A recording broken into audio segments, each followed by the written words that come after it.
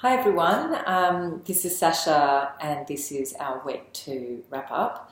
I hope that you enjoyed the readings this week. This week we had the Jones and Shen reading, which gave an overview of the types of ways in which neuroscience is touching on various considerations in law. Jones and Shen write in the American context, and actually out of all the jurisdictions, the Americans are the ones that have sort of latched onto these ideas the most. But what we have seen in the Australian Neurolaw database, which is a project that Sydney University and my team partner on with Macquarie University, what we have seen in the Australian Neurolaw database is that similar patterns of use of neuroscience evidence in mitigation and sentencing in particular, for proof of injury and so on, is starting to filter through the Australian system, and in fact is really par for the course, particularly in cases which are looking at mental competence and so on.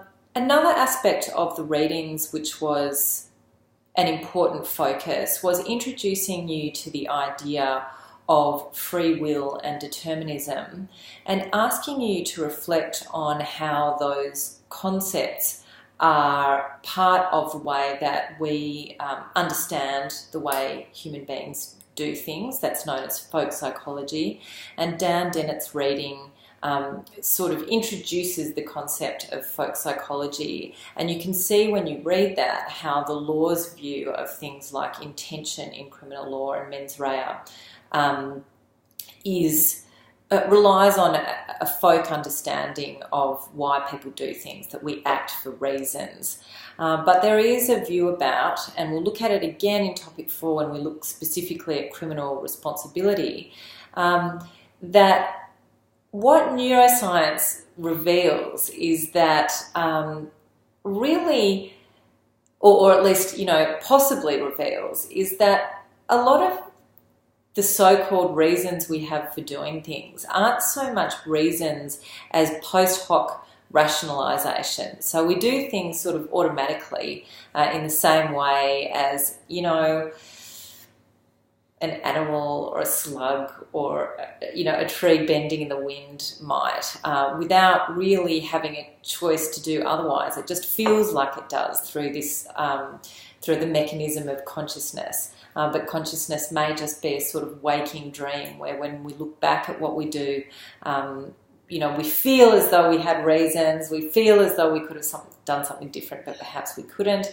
And if that's the case, then what really is the rationale for punishing people? Because it's not like they could help it. Maybe we're all like that, not just people who are sort of, insane in the usual understanding. Perhaps we're all just automatons in our way. So these ideas are being introduced in this week's readings. Again, we will build on them in topic 4 when we look at criminal responsibility. But these concepts are also interesting in the civil context as well, because in the civil context, we will see that the law has traditionally drawn a distinction between injuries to the body and mental injuries or emotional injuries. And in various contexts, the law has tended to compensate physical injuries better than it has mental or emotional injuries. But since mental or emotional injuries seem to be sourced in the brain, and what neuroscience seems to tell us is that mental or emotional injuries do have neural correlates, then it looks as though emotional injuries might actually be brain injuries, and if the brain is a part of the body, then what really is the rationale for this distinction? So that is the question that is reflected in your assignment, and you'll see that your assignment question has now been posted in the assignment tab on the left-hand menu. You'll find that on the left-hand menu of the LMS screen and also on the front page. And that asks you to reflect on that question using the specific example of the Casey and Peller cases, which are linked to the assignment question. We've got a few last minute enrolments as well, so we've had a few more recent posts to the introduction board from week 1. Thank you very much for those.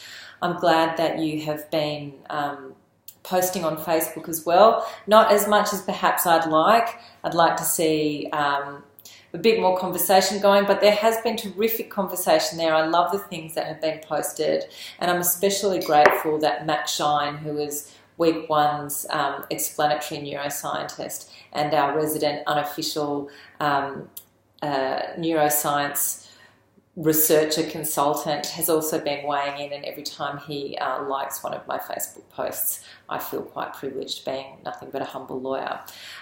So go to Facebook, check it out. I also noticed that there weren't any particular questions on the study guide questions, so I hope that means that you all feel very comfortable with the concepts that have been raised.